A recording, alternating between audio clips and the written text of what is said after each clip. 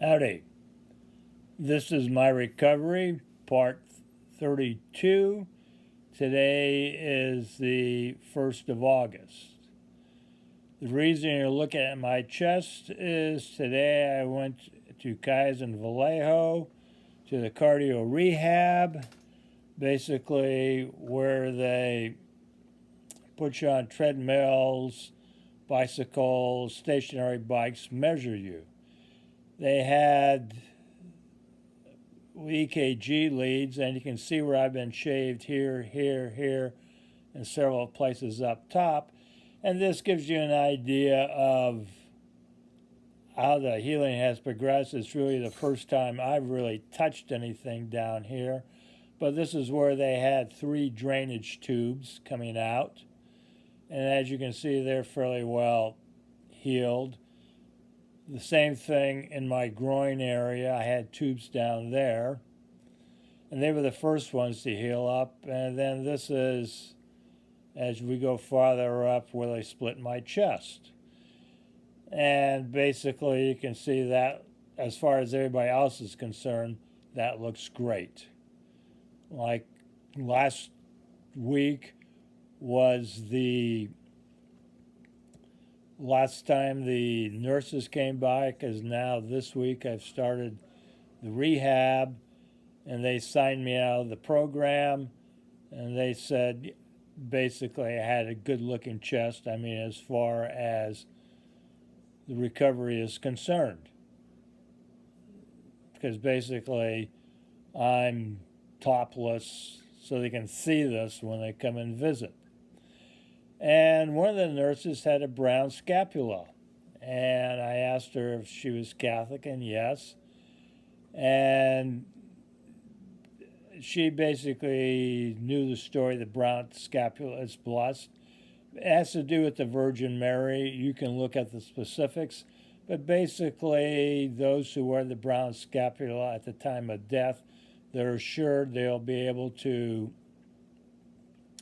have a priest there, hear their last confession, give them last rites and things like that before they pass off.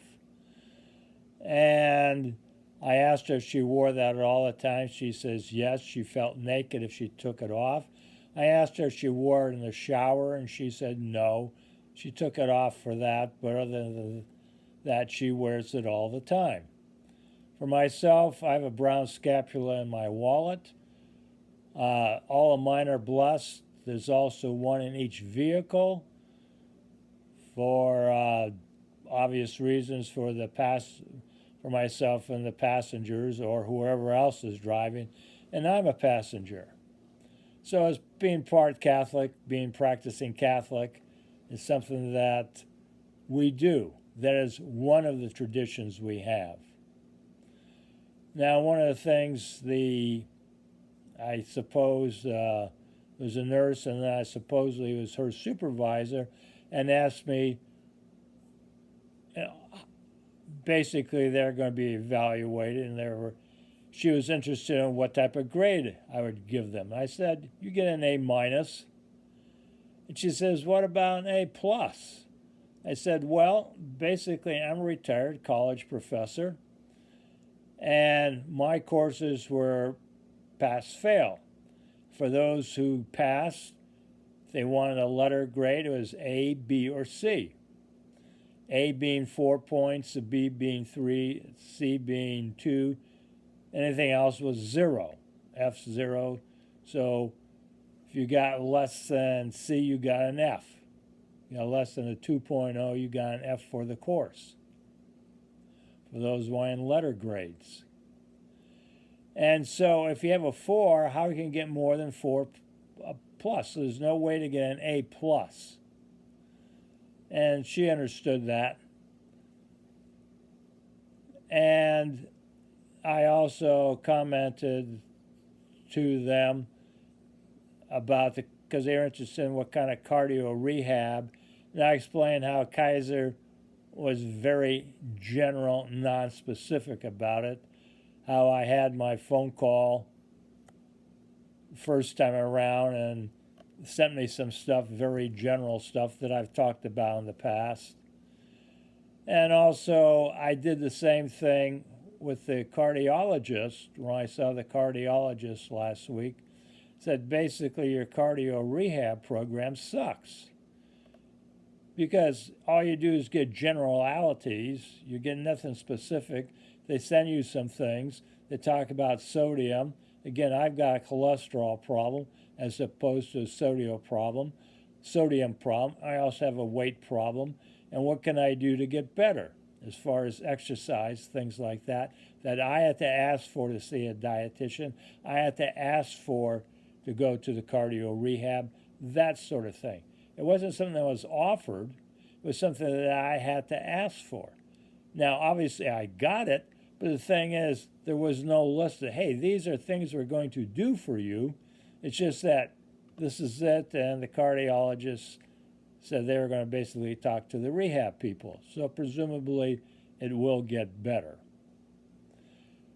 Now, in the rehab today, what they do is they put an EKG leads on you. It's wireless, so they're monitoring how your heart's doing while you're doing all the exercises.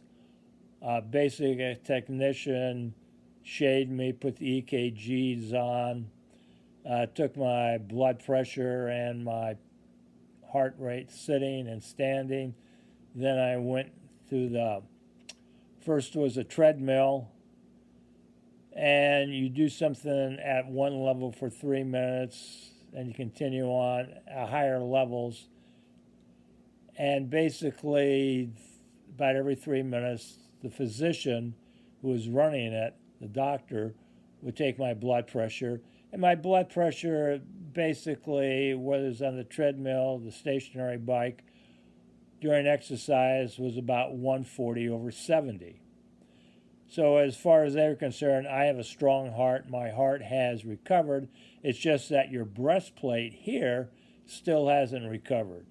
So it lags behind because basically they broke your bone and you have to wait till the bone heals. My heart rate typically during the exercise was between 100 and 110. And one of the things when I was doing it on the treadmill was as I started getting, I would control the rate. I'd make it go faster and faster.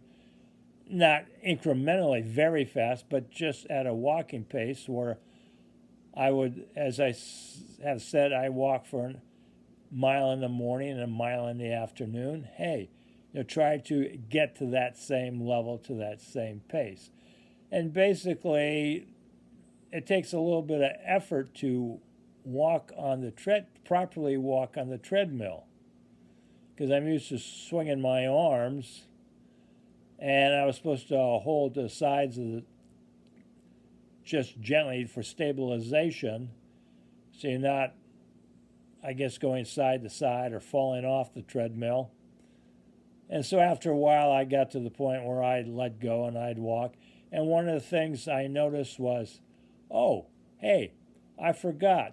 When I was in the Corps, one of the things you do, if you're on a forced march or you're going up hills rapidly, you swing from the hip. So I start swinging my legs from the hip, and all of a sudden, hey, this is a lot easier. As opposed to trying to just walk. It's similar to riding a bike. If you have the saddle too low on a regular bicycle, what happens is your knees don't bend as much. They don't flex. So when you extend the saddle, raise the saddle, so basically your ankle is bent, slightly bent, and your knees are slightly bent. When you're at the bottom position, your leg is you get much more thrust with your hips than doing with your legs. So swing from the hip, get going on that treadmill. So basically, we'll talk a little bit more about this next time and keep you all informed. End of line.